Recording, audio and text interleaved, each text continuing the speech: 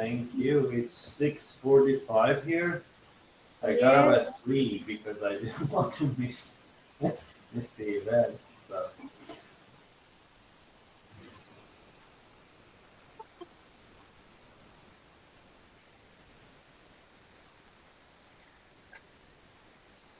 So, Dr. Singh, how do you pronounce the name of your university? My university's name, it is Bhupal. Bhupal. Bhupal Nobles University, Udaipur. It's located in the state of Rajasthan, Okay. northwest Rajasthan. Yeah.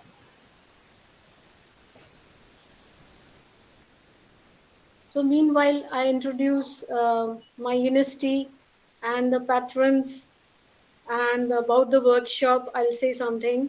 So I Okay. welcome and greet all of you here on board in the workshop of the faculty development program, which has started long back on 12th February, and today is the last day, 27th February 2022, of this workshop day.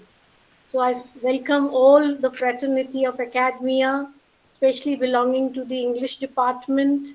Maybe there are many enthusiasts, multidisciplinary uh, participants attending this workshop. I welcome them also. It's a pleasure to receive you all for gracing this virtual faculty development program as attendees.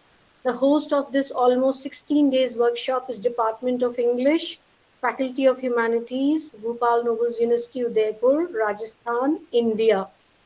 This program is dedicated and committed to the 100 years centenary celebration of the root founding institution, Bhupal Noble Sansthan, run by Vidya Pracharni Sabha, in the aegis of proprietorship of the royalty of Udaipur, under the guardianship of Shriji Hazur, Maharana Mewar of Mewar, Shri Mahinda Singh Ji of Mewar.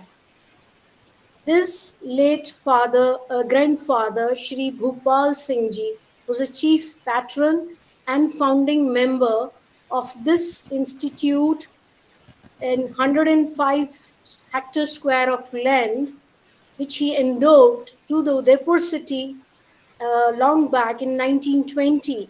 And since then, it has been growing immensely with flourishing and accomplishing achievements in the educational integration field. I welcome all the veterans of the Trust Vidya Pracharni Sabha who has been giving honorary service to this institute. I welcome Shriji Pradeep Kumar Singoli ji, the chairperson. I also welcome Dr. Mahinda Singh Agria, the secretary of Vidya Pracharni Sabha. I also greet Dr. Daryav Singh, former head of the Department of HRM, belonging to Mohanlal Sukhadia University. I also welcome the managing director of Bhopal Nobles Institute. That is an institute, Shri Mohabbat Singh Ji Rathore. Now, this educational unit, Bhopal Nobles University, which you can see on the screen, is a part of that trust. So here we are going with this university flag to celebrate the centenary of this big educational tree under the trust of Vidya Pracharni Sabha. I also greet and take the opportunity on behalf of my President of Bhopal Nobles University, Professor Naresh Bahadur Singh, and the Registrar, the esteemed Shri Parbat Singh Ji Rathore, to allow us to start the today's session with the Honorable Speaker, Dr. Amin Davoodi. He is working currently at Texas University, USA. And I also greet my patron and the external board of the member, Professor Sharad Srivastav, the former head and chairperson of Faculty of Humanities. I also greet my department faculties to join in and welcome the Honorable Chair, who is visible on the screen, Professor Joya Chakravarty. She is the chair of the panel of today's session. She is waving hand on the screen to us. She was formerly the head and the chair of the Faculty of Humanities and of the English department, located in Jaipur, the pink city of Rajasthan, the beautiful tourist city of Rajasthan. So she is Professor Joya Chakravarty. Now I just invite Amar Kumar, one of the attendee, to introduce Dr. Amin Davoodi. Dr. Amar Kumar, are you there? Ma'am, yes, ma'am. I'm not Dr. Amar Kumar, ma'am. This is only Dr. Amar Kumar. And good evening, all of you. Uh, our chairperson, Jaya ma'am, Jayshree ma'am, and all the participants. And today I have great honor to introduce such a learned person, Dr. Davoodi Sir, Amin Davoodi Sir. He is an assistant professor of bilingual and ECL education in the Department of Literacy, Language and Special Populations at University of Texas, Permian, Basin. He is ethnically Kurdish from Kermanshah, Iran, and came to US to pursue his PhD degree in 2016. And if we talk about his education, Shah has achieved his bachelor degree in 2011 in English language and literature from Raji University, Kermanshah, Iran, and his master degree in applied linguistics from the same university. And after that, in 2016, Shah came to USA and received a PhD degree in ECL technology and teacher education from Texas Agricultural and Mechanical University in 2021. As an applied linguist, he is interested in educational equity for English language learners and homebound students, robot assisted learning, and bilingual education. He became a teacher in 2007, and since then, he has been teaching and conducting multiple research studies in the field of second language learning. He is honored with numerous awards, grants, and a scholarship, including Texas Education Public Grant, CESD Strategic Research Fellowship, and CSED Research Grant from Texas A&M University. In 2021, Shar became the first student uh, from the College of Education and Human Development at Texas A&M University to win the 3 minutes thesis competitions. That was the dissertation competitions, the Judge Award and the People's Choice Award, both. His presentation focused on how robot can be used in improve educational equity in access of homebound students. Sher is an internationally certified teacher, trainer, and the first TESOL certificate coordinator and the lead teacher trainer at the Center of Research and Development in Dual Language and Literacy Acquisition of Texas A&M University.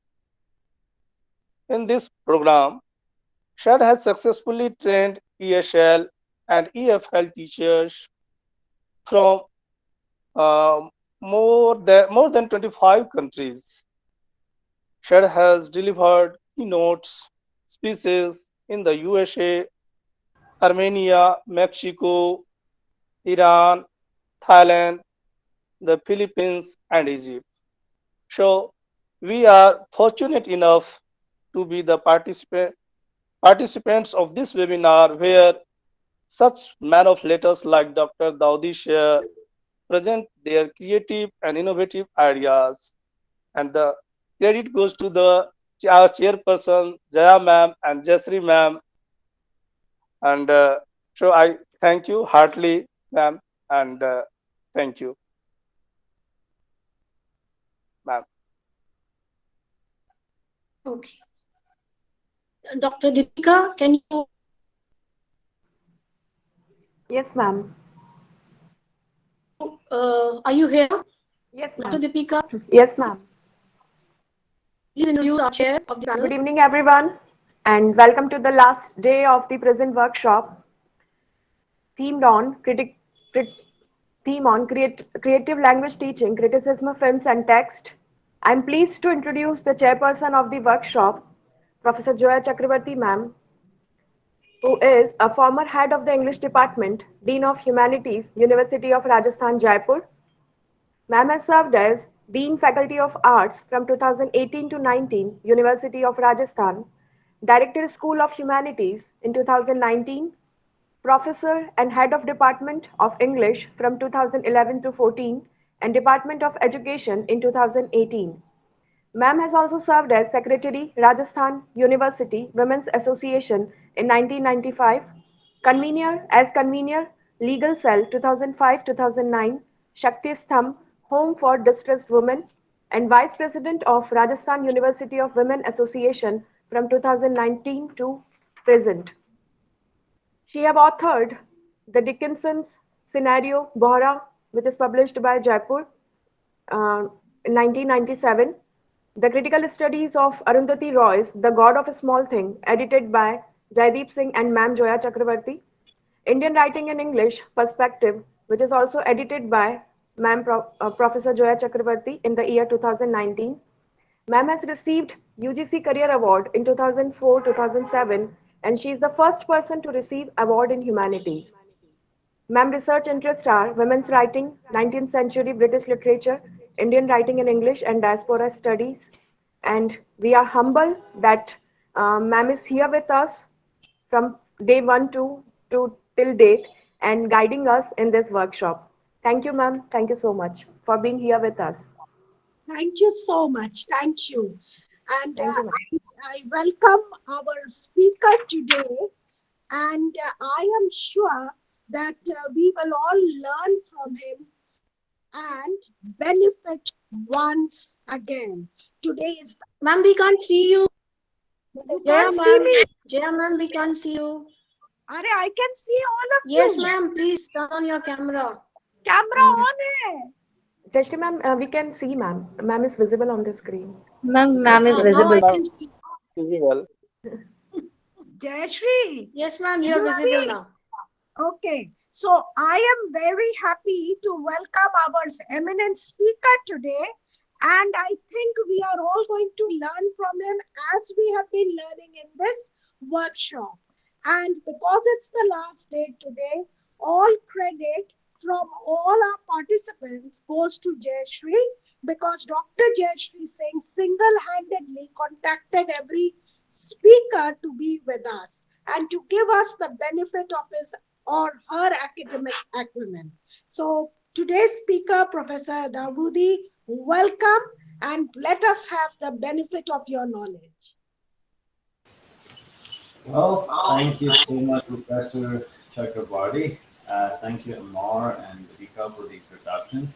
And I would also like to thank Dr. Singh and everyone at BNU. It's an honor for me to be with you, and congratulations on having like a 2-week workshop event. Yeah, you've had lots of them.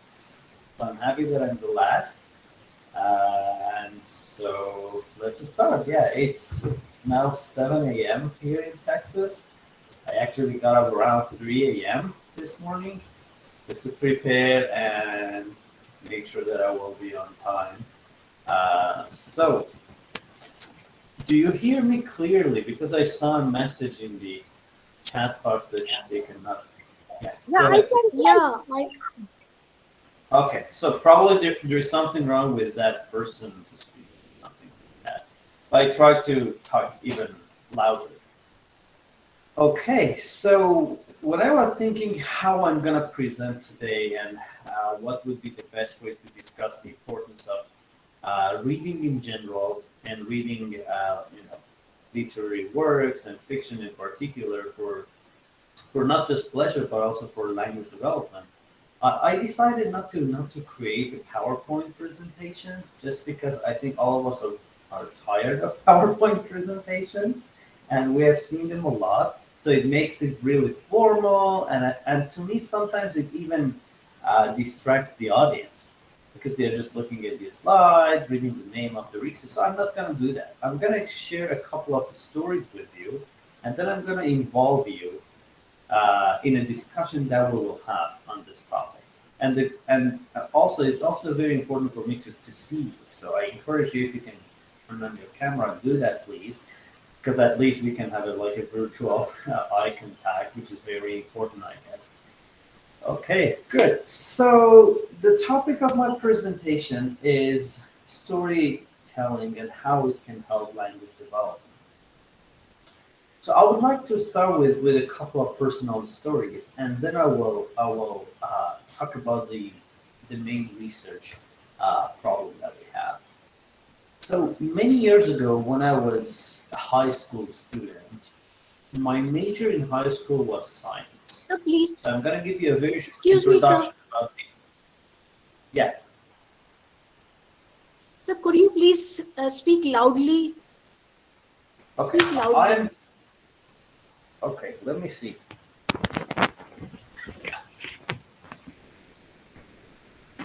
Is it better now, Dr. Singh? Okay, I see a lot of Yes, people are yes. nodding. So good, good, good, good. Don't tell anybody, but I forgot to put the microphone here. It was there. Okay, so that was the reason. Okay, you're recording it. Okay, people are gonna understand. No problem, no problem. That was just a mistake. I mean, it would be. Okay, so let's continue. To give you a short introduction about the education system in Iran. When you go to high school, you have to choose either math and physics, that's one of the majors, or science, or humanities. Recently, there are a couple of other majors as well, but these are the main three. In the high school that I attended, there were only math and science. Although I hated both of them, I had to choose one. So my friends, all of them went to study science. So I said, there is no way that I'm gonna, be in a class where I don't know anybody. So I followed my friends, decided to choose science. And I knew that I wanted to study English in college. And I knew that the system was wrong and I'm just wasting my time in high school. But I had to do it. Without a high school degree, you cannot go to college. At that time, and still currently in Iran, there is no like an English language, whatever major in high school to prepare you for studying English in college. That's a challenge. I know in many other countries it's the same. But anyway, let's keep that aside. So I decided to study science.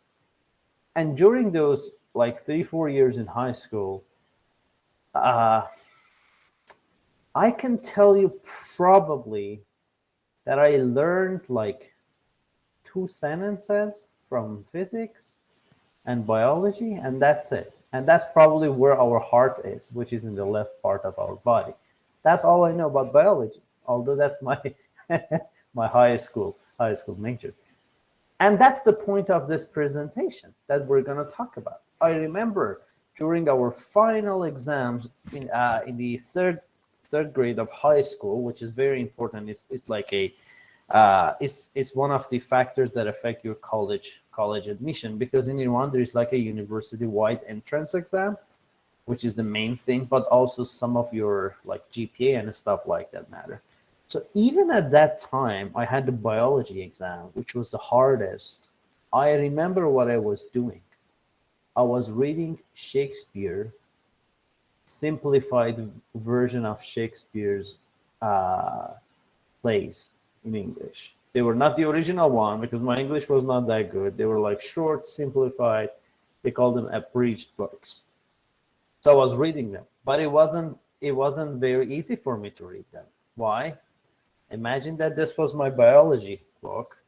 So I was opening my biology book so that my mother would believe that I was studying biology. And I put the Shakespeare stories book inside.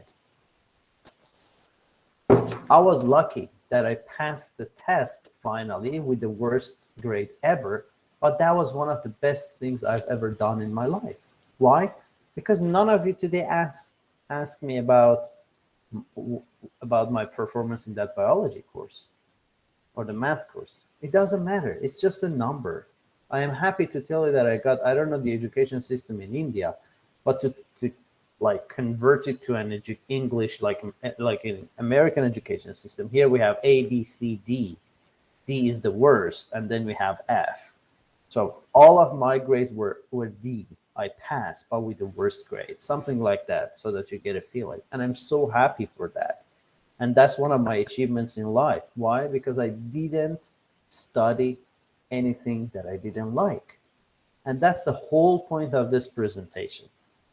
Okay, another example. A few weeks ago, I invited Dr. Stephen Krashen, one of the top scholars in the field of language education.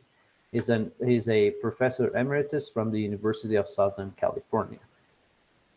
So I invited him for a virtual event at UTPB, where I teach, University of Texas Permian Basin. So he was also talking about a very similar topic. He was talking about the importance of self-selected books, and especially fiction books, on language development and academic achievement. He also talked about many different research studies in which they found that those who read fiction, and they are self-selected fiction, that can even be considered as a predictor for academic success. GPA doesn't matter. Standardized testing doesn't matter. What matters is how much you read, especially how much you read fiction. So from now on, from this part of the lecture, what I'm going to tell you is based on my own experiences and research, and also some of the things that he has done in the field. I'm not going to make it boring by telling you who did what in what year. You can go ahead and check the research and the literature available on this topic later. I'm just going to share with you the main findings and also the main arguments. And I will also invite you to be involved in this discussion in a moment. Okay, so that's the whole idea. The importance of reading what you like as a student or as a teacher, as a person. The importance of self-selected books, and especially fiction and literature. For many years, language learning was just limited to studying like textbooks full of conversations and vocabulary lists and grammatical stuff like that. I'm not sure how many of you have tried to learn another language. I'm not sure how you learn English or any other languages, but those of you who have attended like formal language classes, I'm sure you have experienced something like that. There's a textbook. In the textbook, there are a couple of conversation practices, and then there's like a vocabulary list and the reading probably and some grammatical points. That doesn't work well because the students are unique and their needs are unique as well. Now that I'm teaching in college, I never give my students one assignment to do. I give them several different options because they are different. I cannot expect all of them to write an essay because some of them are auditory learners, some of them are visual learners. So I always give them several different options. And the reason is very simple. If I want to assess their knowledge in something, whatever that topic is, why should I worry about the format of their submission?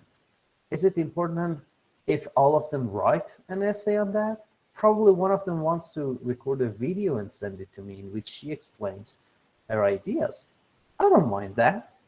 At the end of the day, I'm learning about their knowledge in that X topic, whatever that is. So that's the whole issue that we have. Obviously, in a short lecture, we're not going to be able to talk about all the challenges that we have within our educational system for the assigned reading and tests and everything. Just let's focus on reading in this one. I want you to listen carefully to my question. Now I'm gonna turn this into a classroom. I'm gonna be the teacher, okay? No grades, but I can also look very angry so that you will respect me more, okay? So, so the question is, when I say, what book is your favorite book, or which book you recently read and you enjoyed it, think about that book. And I want you to tell me if someone asked you to read that book or you decided to read it. Your favorite book. While you are thinking about that, I also want you to think about the books or articles, whatever, reading materials that you were asked to read in high school and university. And I want you to be honest. How much of those do you remember? So Navneet is smiling. Navneet, I'm going to ask you to tell us. First of all, good morning to you, sir, and good evening to everybody. Sir, I would say that yes, I love fiction. And the time I was in high school, I really did not like English at all. The reason being the complex text of Shakespeare, the prose, the poetry, and deciphering it was so difficult for us. Although I was in ICSE board, but it became really, really very tough, and the competition in our class was high because we were not given such kind of assignments that you're talking about. Mm-hmm. But after I passed my class 12th, became a fan of reading when I read J.K. Rowling's Harry Potter. And you read that on your own, yeah? Yes, I read that on my own. I've read that at least 50 times. Each book I have read at least 50 times. And any news related to it, I want to know about it. I was that great a fan that anything new used to come up with the name Harry, and I was there reading it. Navneet, I don't want to disappoint your teachers, but probably you have learned more from your independent reading than what they taught you in real classroom. Thank you. And that's just a reality. That's just a reality. So let me see who else is here. Ashtush, do you wanna share your experience?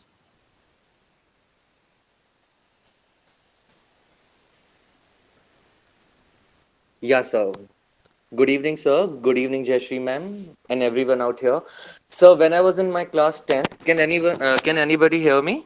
Yeah, we can hear you well. When I was in my high school, I clearly remember in our English we had this collection of short stories, and O. Henry's The Last Leaf and The Umbrella Man by some anonymous writer, but he's a very famous one. I'm out with his name. The Umbrella Man, The Last Leaf, Sope Goes to Jail, then some Indian writers' short stories. I clearly remember many of them, and I have a clear picture of them in my mind because when I used to read the short stories, I used to visualize me as one of the character, or probably as one of the potential lead of the story. I used to the film used to run in my mind. So I clearly remember many of the short stories from my high school and from my 12th. Okay, awesome. Very good example. Now I'm gonna build upon what Navneet says and ask you another question. So apparently she's someone who is interested in reading, in literature, and we saw how passionate she was when she was talking about Harry, yeah? So my question is, why didn't she enjoy reading those books in high school that she was talking about? She said they were hard. What does it mean that they were hard? It means they were not comprehensible to her. So it's very important to choose books which are only a little bit beyond your current knowledge in terms of language. so that you can understand them, but at the same time you can learn something from them. If you try to give the original Hamlet, for example, to a person whose English is considered as basic, that person is not going to enjoy reading that book. So that's something else which is very important. How much you know in terms of language, and if you like that genre or the book, both of them are very important. Both of them are factors that contribute to that joyful reading.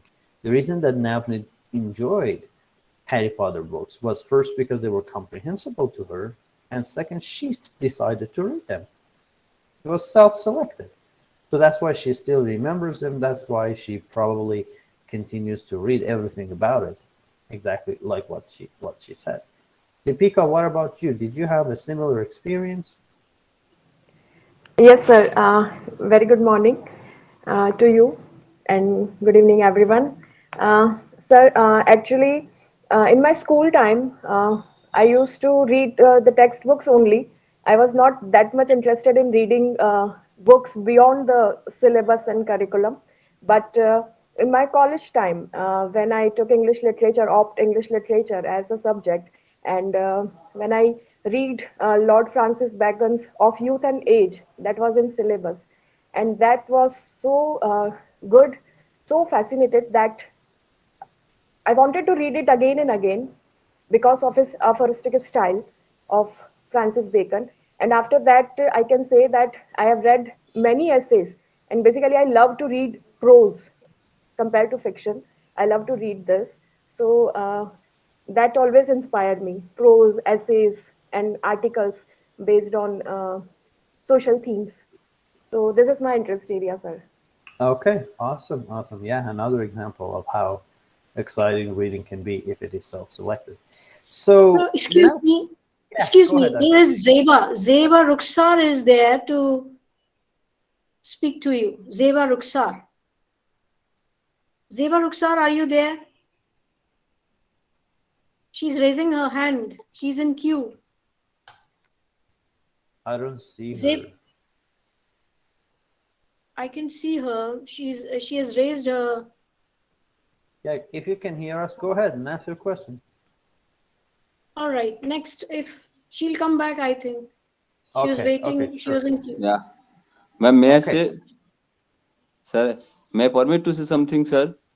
Yeah, go ahead. Yeah, yeah, sir. You are in the initial stage, sir, particularly I'm from the Gujarat. There was in a school level, there was a textbooks. Mostly they are the fiction, story and poems. And from that, most of the story. And due to there was out of the, we can say there was no culture about the English language. And due to some ma'am say that it is difficult to understand the original language of the writer.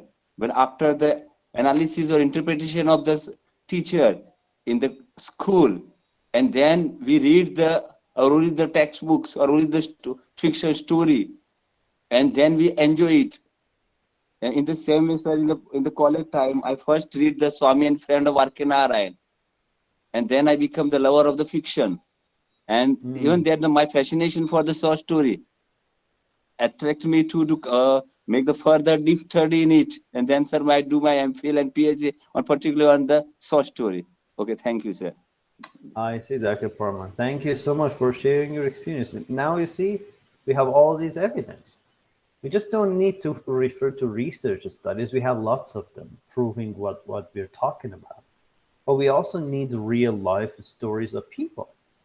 So we can all agree that to some extent, this may work for everybody. If the books are selected by themselves, they are interesting to them, and that knowledge that we were talking about in terms of the language is not too far from what they already know. But now the question is, okay, let's imagine that we assign them to read whatever they want, and independent reading, out of school reading, fiction reading. Now the question is, what are the benefits? Because there are a lot of different things in our life which are joyful, which are interesting, but that may not help us in terms of like becoming a like a good student, high school student or university student, or later on if you want to become a scholar.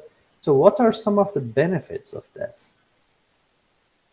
The first one is very similar to what Ashish was talking about. It boosts creativity. And whatever you want to do in your life, if you are creative, you will become more successful. As easy as that.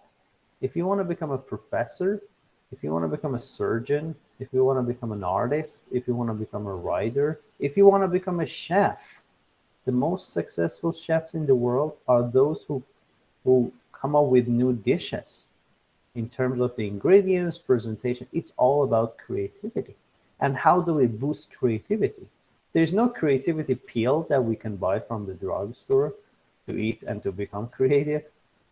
The only way is just by practicing and let us benefit from the importance of having imagination in our life. And how we can boost that is through reading fiction, because you're reading a text and then you're visualizing the characters. Okay, the book is not finished yet. You're trying to guess the ending. It's all about creativity. It's all about imagination. It's all about visualization. So that's one part of it. The second part, I think reading fiction, good books, self-selected, the ones that we are interested in, can make us to become kind of more aware of different people and cultures. Why? Because when you're reading the book, usually you get to know characters. You get to know their life, their background sometimes from different cultures. You have good characters, you have bad characters, you have people who help each other, you have evils in the stories. So it's like a mini society. If we are talking about children and teenagers, they get a chance to learn about the reality of life. So it's like a mirror that we have placed in front of our life, and now we're looking at it. So it's a very good practice to learn about human beings. The number one problem that we have on this planet is us, human beings. That's the reality. It's sad, but it's the reality. Why do we have wars? Not because of animals, or it's not because of it's because of us, human beings, okay? So the best way to learn more about each other, to learn about people, is to practice by reading about, reading all these characters, good, bad, those who can help other people, those who are evil, and everything like that. Imagine what kind of experiences a child or a teenager can have after reading multiple fictions. That's very important. You cannot get that usually through watching films, and the reason is simple. Because when you watch films, it doesn't allow you to boost that creativity. It doesn't give you a chance to visualize the characters. You see everything. That's okay. It's fun. We all love watching movies. And I know that Bollywood is big in your country. So everyone loves movies. And everyone in the world actually kind of loves Indian movies. That's good. But what I'm saying is that books cannot be replaced by movies. And are you ready for something strange? Reading books cannot be replaced by listening to audiobooks. We have evidence on that. Audiobooks are great. When I'm driving, Texas is a very big state, and the United States generally is a very big country. So when you do road trip, usually it's 8 hours, 10 hours, something like that, very normal. So most of the time I listen to audiobooks instead of listening to music. That's perfect. But it's because I'm driving. I cannot read. If I'm not driving and I can read, there is no way that I'm going to listen to an audiobook. Because after a while, it's my personal experience. It becomes like background music. I'm not paying attention to it, and I start doing something else. And that's not good. Let me tell you what I've been doing recently. So 2022, the beginning of 2022, people have different goals, different plans. If you are religious, you may call it resolutions, whatever, that you want to do in the new year, okay? Some people say, I want to stop eating sugar. Some people say, I want to stop smoking, drinking, whatever. I want to exercise, lose weight. I decided to read 100 books which are not about bilingual and ESL education, which is my field of study. Because I already do that, but I wanted to just have a plan to read more fiction and everything. And I've been reading like crazy reading since January. Okay. I'm finishing around 8 books every month. And I want to tell you what I'm doing now. And it works well. Actually, this is a book that I recently got. I haven't started it yet. It's called The Tyranny of Merit. One of my friends recommended it. So I told you, audiobooks, they don't work that well. And reading, if you are a second language learner, you may have issues with some words, or you want to learn. I'm still considered an ESL learner, and I will be forever in my life, because language learning is a process that will never end. Okay, so I would like to learn the pronunciation of the new words that I find in books. Audiobooks are great in that regard. So you know what I'm doing now? Now I'm listening to the audiobooks while I'm reading the books. It's an amazing feeling. Try to do it. It gives you the benefit of both. You can listen most of the time to the author who read the book, learn the new pronunciation and everything. We're talking about language development, yeah? And it makes it kind of faster, better, the emotions. Sometimes the author knows the kind of tone which is needed for a sentence or something. We don't know as a reader, okay? So she knows better than us how to read that. But at the same time, again, you're reading it. And this is absolutely amazing. You may think that it's hard or it's not. Just trust me, it's not. Do it once. It's amazing. If it doesn't work for you, just go ahead and read. But I just wanted to challenge you, try to do this. It's the best feeling in the world. And the last thing that I want to talk about in terms of the benefits, and we can talk about this for hours and hours, but I would like to hear your questions, is we have lots of different research studies on the importance of reading fiction and literature. And many of them argue that people who read fiction and people who read a lot of books, not only they become more creative, I told you language development and stuff like that, they kind of improve a skill which is very, very necessary in our life. And that's intercultural communication. It sounds really weird. How do you learn how to communicate through reading books?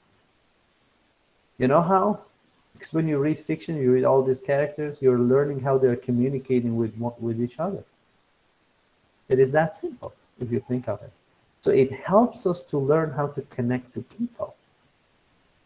I'm not sure if you have experienced this or not. I assume some of you may have experienced this. We can talk about it during our Q&A in a few minutes. But in my life, it has happened a lot. That I'm dealing with someone, I'm talking with someone, and that person reminds me of a character in the book.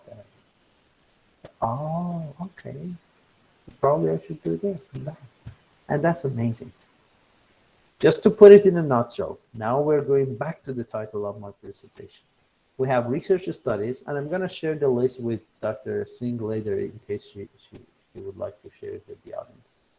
So we have research studies that found that reading can boost vocabulary acquisition. Reading can help communication skills, oral skills. And also we have research studies that argue that reading and how much a high school student reads is a predictor of the academic success. That's very interesting. Imagine that we have a group of students, we have all their scores, tests, and standardized testing and everything. So we want to predict who will become successful in terms of, academic life, whatever. The best predictor is how much they read, and they read fiction and self-selected books. I personally hate lectures which are very long, so I'm not going to be the one today, okay? So I'm going to stop now, and ask the audience to ask you questions and just start the conversation together. Thank you. So Dr. Singh or the moderator, Dr. Chakravarty, how are we gonna encourage them to ask their questions? I don't know. You're in charge. Sir, one question. Yeah. Uh, that is in my mind, sir. When I was just reading or studying about you, I came to know that you became teacher in 2007, and that was long ago, and I think it was in your early age. And what made you, what thing provoked you to be a teacher in the early age? Okay, Emma, that's a 2007. very good question. I'm not gonna answer to your question like a formal answer. I'm gonna share another story with you. Okay, are you ready? Okay, so here's what happened. I was admitted into college to study English language and literature. Honestly, I learned English on my own. I would say 90% of it was self-study. And I lived in a country where you don't see native speakers of English. So because of the politics and everything, not a lot of American and British people travel to Iran. So I never had any direct contact with native speakers. Okay. So I learned it on my own. And also I learned a lot from a former member of the military who was trained in the US. So he learned English and he lived in my hometown. He wasn't an educator. He didn't have an education degree. He just lived in the US for a couple of years. So he learned some English. And he had like a small language school tutoring kids and stuff. So I spent some time there as well. And I learned from him and I always appreciated his, his support. So when I was admitted into college, I went to that same language school just to let that older guy know that I was admitted into college to make him happy. So that was during my first semester as an undergraduate student, bachelor's. I was 18, 19 years old. You know what happened?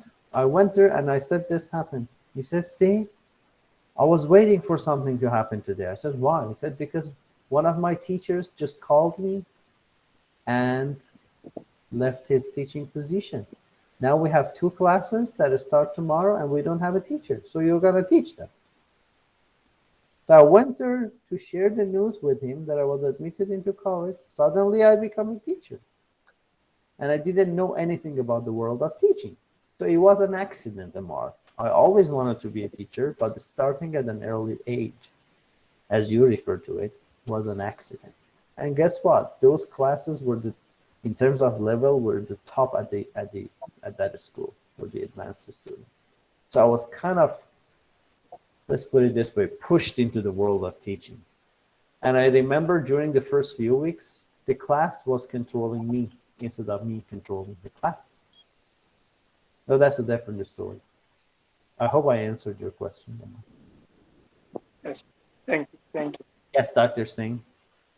Yeah, actually, the topic which you would have delivered today, it's mentioning something about pedagogical implications.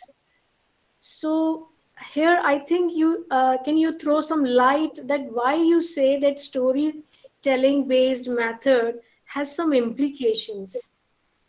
Why is it not direct? It has been always right from childhood to, till we are in the social circle. It's always direct teaching through storytelling. Then why do you use the word implication in between in story-based or narrative, short story-based teaching learning? That's a very good question because unfortunately, Dr. Singh, when people refer to a story-based language learning or story-based learning, again, they are teaching the stories. And I hate that. So it's the same thing. Instead of teaching the textbook, this time they are teaching the story. You know what I mean? Only the material is changed. That doesn't work. You cannot teach Hamlet or you cannot teach King Lear and make students happy. It's not physics. You have to allow them to explore the world of literature on their own, independent reading. And then you have multiple different strategies that you can use in order to evaluate and assess their learning. But unfortunately, even those teachers and professors who claim that they are using the stories in their curriculum, story-based learning, they are again teaching them. What does it mean? Okay, the same book. Okay, it has been useful today. So they tell you, go ahead and read the first, let's say, 50 pages of Hamlet. Okay, you do this week. Probably you wanted to only study 10 pages or 100. No, you have to study 50 pages. It is assigned. Okay, I go ahead and probably I study. It's boring because someone asked me to do. It's boring. Okay, I finish it. What happens? We have a quiz. Hamlet said this in that part of the play. What did he mean? 1, 2, 3, 4. And you have to choose the answer that pleases the teacher. That is just wrong. It's not a 2 plus 2 equals 4. It's literature. We can have our own interpretations. That's one of the things that I don't like about studying literature in many colleges, because they force you to agree with their agenda. Why did Shakespeare say this? And then they provide an answer. You have to repeat that. Probably even if Shakespeare was alive and he would say, no, I didn't mean that. They said, no, be quiet. This is true. You meant this because you said that. So I hate it when we limit the creativity, Dr. Singh. We are limiting the creativity of our students, okay? So when we say, why did Shakespeare use this kind of, for example, whatever at the end of the story, and we expect to get one result, that's not a story-based learning, or that's not teaching fiction. It's again teaching using the methods that we have been taught ourselves, and we know they are not working. And actually, remember, that's one of the biggest issues that we have in the world of education. Around the world, many teachers teach the way that they were taught. And that's not good, because history shows us that we haven't been very successful in education. And as Nelson Mandela said, education is the strongest weapon that we have in order to change the world. And the reason that we cannot change the world, and we see all these crazy things going on, like the wars and everything, because the education system still fails.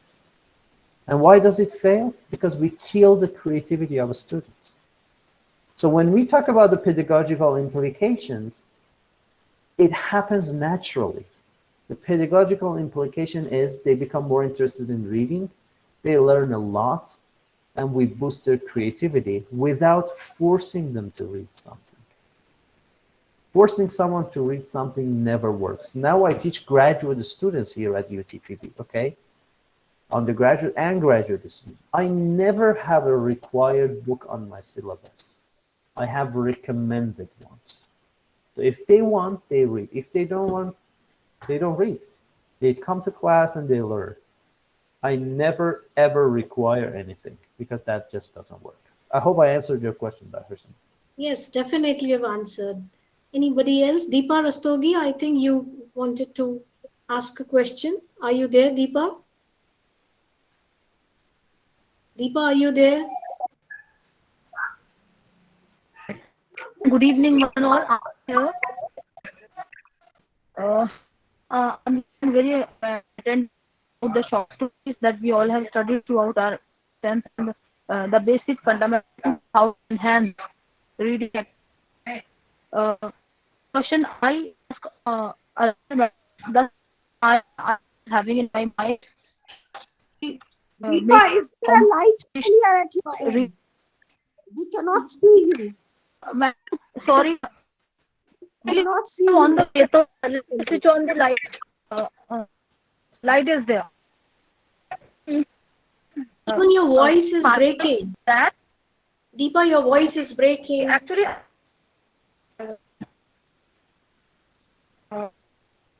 I cannot hear her well. Sorry, can you hear me properly? No.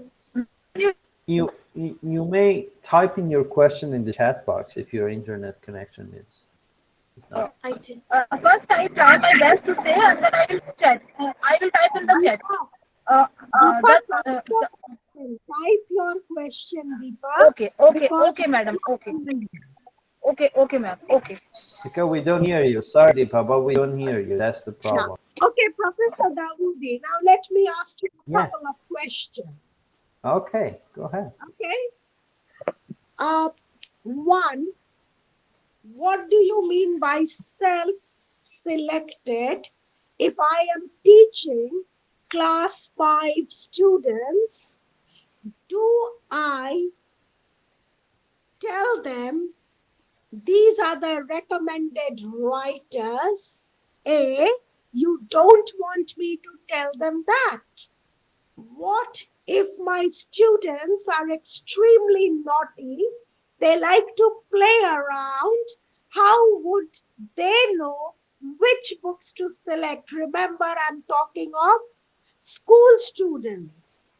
Okay, that's a very, very good question. And we Second, all know that not all of our... my second question, which books, if you make a list on a scale of 1 to 10, which are your 10 most favorite books? Oh, that's a good one. Okay.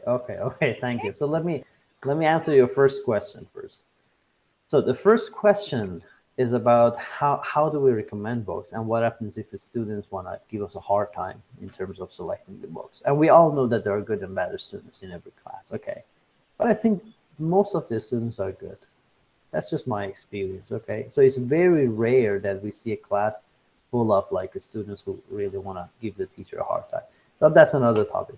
But let's imagine that you want to work with 5th graders, okay, or 4th graders, elementary school, like very young children. So here's what you should do. First, and remember, again, we are talking about English, and we are assuming that English is not the first language of those students, okay? So we want to consider that as well, the language, knowledge and everything. So we can have a list of books in different genres, but those books should be only a little bit beyond the level of their current knowledge in terms of language. And I'm sure you are familiar with I+1 theory, Stephen Krashen's theory, which says that everything should be one level beyond your current knowledge. I+1. It is very similar to Vygotsky's ZPD theory, zone of proximal development, which is the distance between what a child can learn on their own and what they cannot learn on their own, but they can learn with the assistance of a more capable peer. So if their English is basic, we're not going to introduce like Hamlet or King Lear, the original version. No, we can find abridged, simplified versions. Okay, these days, it's perfect. We can find everything, all these books in different English levels. So what I always recommend is Professor Chakravarty, I always recommend having at least 4 different genres. One should be, some people even don't consider this as a genre, but anyway, one category would be comic books. Kids love that. Another one would be just fiction, stories. But then within that category, we can have even horror stories, depending on the age of the child, obviously. We can have like romantic stories, whatever you want to call them. We can have tragedy. We can have different categories. We can have sport books. We can have autobiographies, depending on the age. So at least we try to give them 4 or 5 different options in terms of the genres. And under each one, we introduce, let's say, 5 to 10 books. And then they get to choose one. And I think 95% of them, based on experience, they will choose one. You may get 1 or 2 students that they say none of these books are interesting. Then what you can say is that, okay, choose the category. The student would say, I want comic books. And you say, what book do you want to read? He said, this book. And that book wasn't in your list. You review that and you say, it's okay, it can be on that. They say, yeah, go ahead and do that. So that's the answer. To answer the second question, Dr. Chakravarty, are you asking me as an adult, as a person, the books that I like, or are you asking me as a teacher the book that I would ask my students to read? Which one? Well, I am asking you your preferences, or if someone asks you, what are the 10 best books that you have read and which at some time or the other you have been, you feel that they have sort of shaped your life? Oh, okay. So okay, it's not all. It's not only about classroom teaching. It's about our life. Okay. Wow, that's a hard one. I'm not gonna test my memory and talk about the books that I read many years ago. So I start with the recent ones. Okay.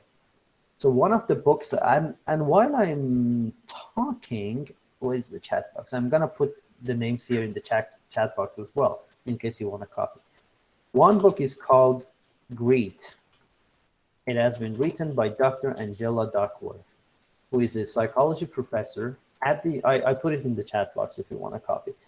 She's a psychology professor at the University of Pennsylvania. The book is called Grit, the Art of Perseverance and Passion. And the whole idea behind this book is IQ doesn't matter. It's not important how intelligent you are. Two things matter. One, if you have a passion for doing this, whatever that thing is. Two, do you have perseverance? Do you have the dedication to spend a lot of time on that? And most of the examples that she uses in her book is about teaching. And a few weeks ago, a list of like top educators in the world was published, and she's now considered the top educator in the world. So she's a solid scholar. And she also has a podcast for those who are interested in podcasts. But that book is very good for teachers because they can learn if they really want to become a teacher or not. She developed a scale that tells you if you are a good fit for a certain profession. Okay. So, and I really like how she tells us the reality of teaching. She argues that this is not something that's gonna be easy after 2 years, 3 years. Teaching is always challenging. So you either want to commit yourself to overcome a lifelong challenge or just not. And she tested this with the US Army. For many years, the US Army, they had issues predicting who will continue staying in a certain program in the Army. They tried different IQ tests, everything, they failed. So Dr. Duckworth used her grit scale and predicted exactly who would stay in the Army, not based on the IQ, based on if they like what they're doing, passion, and if they are committed to do it over time, perseverance. So that's a book that I recommend everyone to read. Another book, the name is kind of weird, but it's a psychology book. It's called You Are a Badass. And what it talks about, it says how good all of us are, but we just don't know. One of the issues that we have these days in the world, especially in the world of education, I'm going to type this as well, is a problem which is in psychology, they refer to it as imposter syndrome.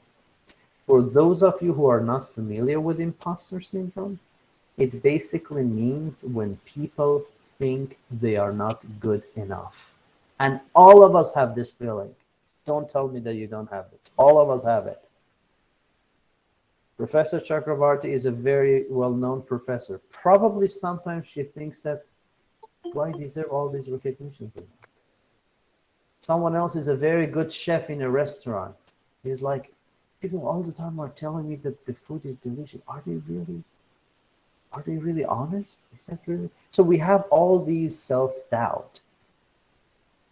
It may sound, okay, it is something common, but this is a big problem because it affects our self-esteem. And self-esteem is different with self-confidence. Self-esteem means if you think you are worthy enough. It leads to depression, poor performance, a lot of different things. So that's a very, very good book written by Jen Sincero. Is the author of the book. You Are a Badass. That's a very good book. I also recently started reading Adam Grant's books. So I'm going to write his name. He is also a psychologist in the University of Pennsylvania. He has lots of different books, and most of his books are just amazing. I love his worldview and everything about him. So whatever he writes and he publishes, I recommend them. But if you want me to just tell you my favorite one from his books, one is called Think Again. So Think Again from Adam Grant. I also recently finished a book about a refugee who is also Kurdish. I'm also ethnically Kurdish. He's from a town very close to my hometown. His book won the top literary award in Australia. This is what happened. He left Iran. He went to Australia to become a refugee. But they sent him to an isolated, like in the middle of nowhere island for many years, that he refers to that as a prison. So this is a sad book, but it gives us a very good perspective and makes us aware of the challenges that people have in life just because of who they are, refugees and stuff like that. This is the book. I have it actually here. It is called No Friend But the Mountains. So this is not a happy ending book, but it's a very good one. And I don't know if you can see it here or not, but it says that it won the Victorian Premier's Literary Award, which is the top literature award in 2019 in Australia. This is also very good. I can continue talking. Yeah. The name of the writer? The name of the writer, I type it here, I typed it in the chat box. His name is Behruz Buchani. So if you Google him, it was all over the news a couple of years ago. You can find, multiple interviews and everything about him. But it's good, especially for those people who have a privilege in life and they never had challenges like that they have to immigrate to another country to seek refuge and stuff like that. So it raises awareness. That's also a very good book. A very good book. In terms of fiction, I love Stephen King's books. I don't know if you have read anything. He's the king of horror, actually. So he has a book. I'm typing the name in the chat box. It is called Different Seasons. It's a collection of 4 novellas. It is one novella in that book called The Shawshank Redemption, which is actually my favorite novel and my favorite movie. Because there's a movie. I don't know how many of you are familiar with that website, IMDb, which is the Internet Movie Database. So if you go to the list of best movies of all time, selected by people, Shawshank Redemption is the number 1. Yeah, so that's also a very good novel. I like it a lot. And Dr. Chakravarty, I want to ask you a question. These days I'm asking people to recommend me books. Would you recommend a book to me? Okay. I shall recommend a fiction. Yes, please. Alistair MacLean, I Station Zebra. Would you repeat that again? Alistair MacLean, ALISTAR MACLEAN, I Station Zebra. I Station Zebra. Okay. And Perfect. his other book, which I really like, apart from this one, is called The Last Frontier. The Last Frontier? Yeah. Okay. I'm gonna write that one. These are once again, science fiction thrillers. Awesome. That's great. This was a very good session. I really enjoyed it. I hope you have enjoyed it as well. It was like talking with friends in a coffee shop, but we didn't have coffee. That's okay. So any more questions we have? Ashutosh, are you there to ask anything? Ma'am, I'm driving right now, ma'am. Okay. But I'm listening to the lecture. But my camera is off and I'm on to driving. Shall I repeat Deepa Rastogi's question? Oh, did she type it in the chat box? One of the scholar has also asked you a question. Who is your favorite Indian fiction writer? Oh, do you want the true answer or do you want a lie? A true answer. A true answer. Okay, True. the true answer is, unfortunately, I have never read any Indian fiction. Okay. Yeah, I can understand that. You see, because this short list was Ashutosh, switch off. Ashutosh, mute yourself. Ashutosh, hear- yeah. Okay. Yes, ma'am. Yes, ma'am. Thank you, Ashutosh. As this short list of yours shows, I gather, and this is my personal opinion, I Okay. gather that you are interested in psychological fictions or psychological non-fictional writings. Yeah, probably. Mm-hmm. Okay?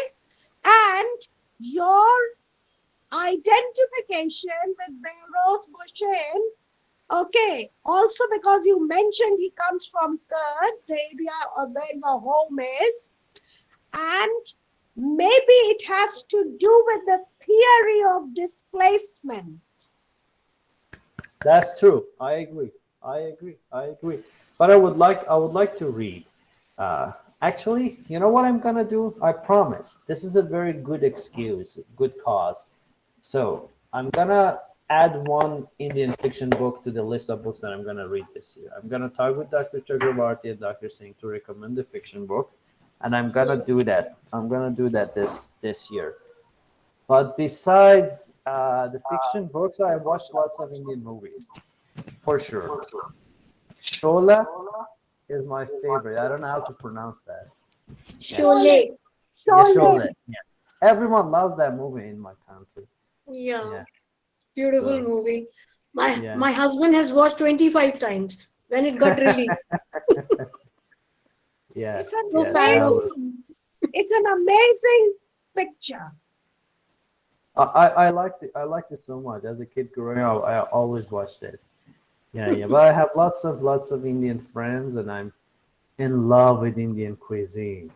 Mint chutney. Give me mint chutney all the time. I can survive with that. Okay. So I'm not that unfamiliar with your culture. Unfortunately, I just didn't get. Do you cook well? Do you cook well? I'm a very good cook. Very good cook. Like at the level of professional. In terms of Indian food, I know how to make chicken curry. Wow. And people say that's good. My Indian friends, they say it's good. So when they say it's good, it is good. Yeah. Okay. So there's I'm gonna in give chat credit. box. Yeah, go So ahead. in chat box there is a question for you. Would you read it? I don't know which one you're talking about, Dr. Singh. Yeah, here is a question. How has short story writing influenced Oh, I see child's that. life from the Yeah, beginning, and what collection should they prefer? How short story writing can have more aspects in a child's life from the beginning, and what collection should they prefer to read first? So the first part of the question, I agree. It's very important to write as well when you read. And one of the activities that I would like to recommend to you, please do it with your students or just do it yourself. Present or give them the story, a famous story or whatever, the book, fiction, whatever, without the ending of the story. And then ask them to write the ending. That's a cool activity. It's very interesting. Very interesting. And sometimes the ending that those kids write is even better than the original one that the writer wrote. But about the second part of the question, Deepa, when you say what collection should they prefer to read, to me it sounds again like we are prescribing what they should read, which I don't recommend. So again, I would like to refer you back to what I said about the categories, the genres, options, so they choose. So another question. Yeah. What would you think about the entire ESP, English for Specific Purpose point of view, that does away with teaching classic text? That's a whole different story, because English for specific purposes is not, it's not about literature. It can be English for business, it can be English for pilots, English for chefs, English for sport, like athletes. So it depends on what we're talking about. But that's a whole different world, which I think is not very similar to our discussion topic today. But in that ESP world, they try to teach English for a specific purpose. So if someone wants to be a pilot, they should learn the vocabulary which pilots need to know. Okay, so just keep it simple.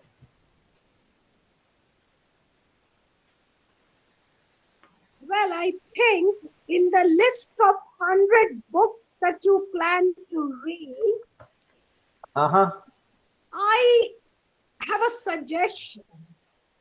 Yeah, go ahead, please. Stop reading psychological books. I'll tell you the reason. Okay, go ahead, please. I'll tell you the reason. I personally believe, after having heard you and read about you, that your own grit and determination should enable you to face any exigencies of life, and you are capable of evolving survival strategies. You don't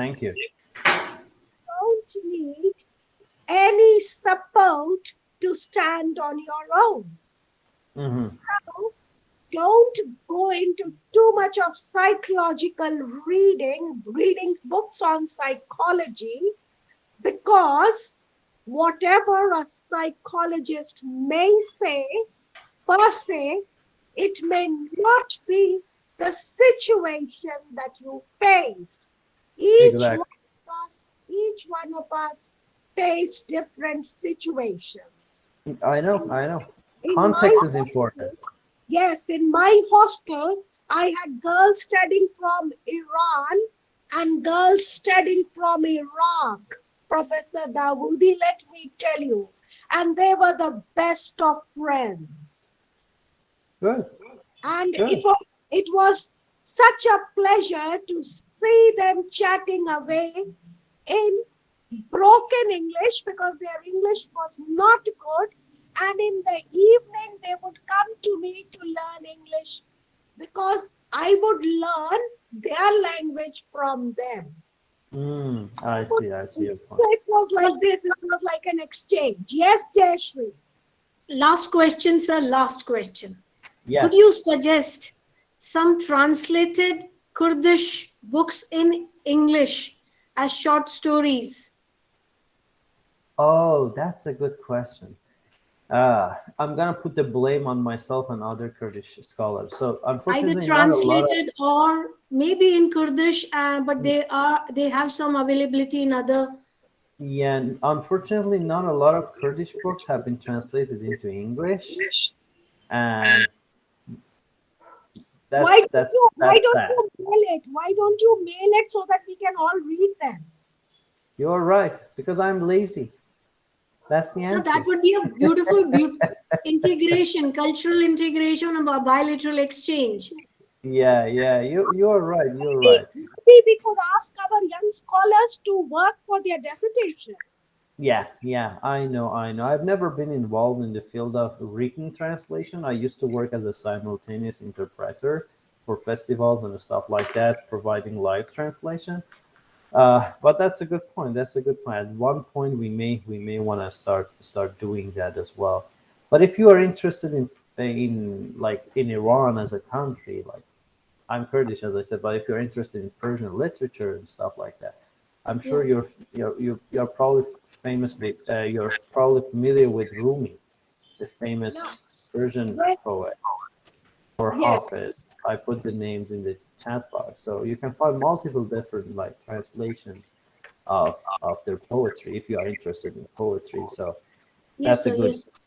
good start to just learn more about the culture of that part of the world.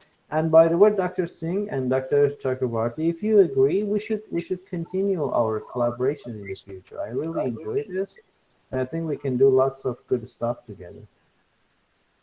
And now with the internet and everything, like we have this Google Meet, I think it's very useful. See, in the morning in Texas, here in the evening in India, and this is free. So I think it's very good. It helps us to contribute to educational equity. Yeah, that's a good idea. Okay. So Dr. Singh, if you don't mind, let's ask people to turn on their camera so that I can take a photo and share on my Facebook. I always do that when I present somewhere. I've never done anything for There's Indian. all of a Indian. sudden there is no light here. Would you Jayshree, say that all of a sudden there is no light here. I'm trying to see if I can switch okay. on my camera. Yeah. Okay, maybe I'll exit. What has happened to my laptop? There's a big, huge. Okay. I can't make it to get back. So let's see if Dr. Chakravarty would be able to turn on the camera, and then we can take it.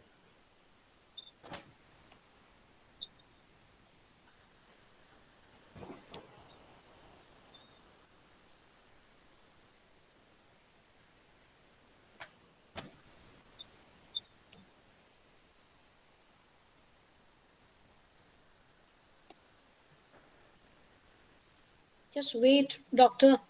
I'm getting back to my laptop. Okay. Do you want to do it now? Are you ready? Yeah, On wait a three. second. Wait a second. Wait a second. Okay. Yeah, I'm there. Scroll. So Dr. Singh, what you're wearing, is that what is known as sari in India? Yeah, maybe pardon. Oh, okay. Different type, eh? Yes, I'm there. Okay. Now I can see you in two different angles, Dr. Singh. Good. So let's do it. One. Are you ready? 1, 2, 3. So I took one. I will share it later with Dr. Singh. Okay, I enjoyed the session, Dr. Singh, Dr. Chakravarty, Amar, and Deepika. Thank you, all of you, for giving me this time. And let's see. If Could you wait? We would like to extend you word of thanks. Could you please wait? Yes, Navneet, are you there? Navneet? Yes, ma'am. Navneet, have you left? No, ma'am, I'm here. Please extend your word of thanks quickly. We are short of time now. Thank you, Dr. I would like to thank Dr. Amin Davoodi for his special time that he has given to us and his knowledge that definitely, brings out creativity in a student if he's allowed to read something that the person has chosen.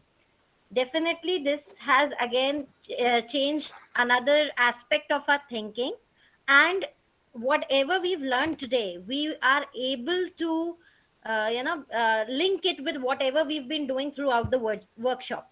So I would like to thank Jayshree ma'am, especially for organizing such kind of a workshop where we had different kind of speakers, all different aspects combined in such a way that all are linking up at the end and solving a kind of a mystery that had been created, and a plot has been unveiled. So thank you so much, Jayshree ma'am. Thank you, Joya ma'am, who's been there and supporting us and been there with all her energy and enthusiasm, making us feel so comfortable. And she being the most humble person I've ever met, we enjoyed the session thoroughly. So thank you all the participants who've been here and given their precious time. Thank you, Jayshree ma'am. Thank you, sir. And thank you, Joya ma'am. Thank you. Thank you, Navneet. And I hope that one day I can come to your university for like an in-person event or something. Definitely, sir. Soon we would like to invite you so that in person everybody can interact with you and in a large crowd. Yes, then we can laugh in person together. Okay. So are we done, Dr. Singh? Right, sir. Anybody else has to say something to sir as a compliment? Navneet has complimented Dr. Amin that you are one of the among all the workshop speakers, you were one of the humblest, soft-spoken. That's good to know. Okay, thank you. I just want to make it informal and fun. That's the goal. Otherwise, it would be boring. But sir, you have to remember your promise that you would give us via email some translations of Kurdish short stories. I will. I promise. I will send you. And you were sharing also your PowerPoint, I think. You're saying in the initial. Yeah, I will send you the references of what I referred to. Yeah, exactly. Yeah, I will do that. If you could send us, then would be wonderful because it will be of our records. Yeah, I will. So grateful, sir. Right, sir.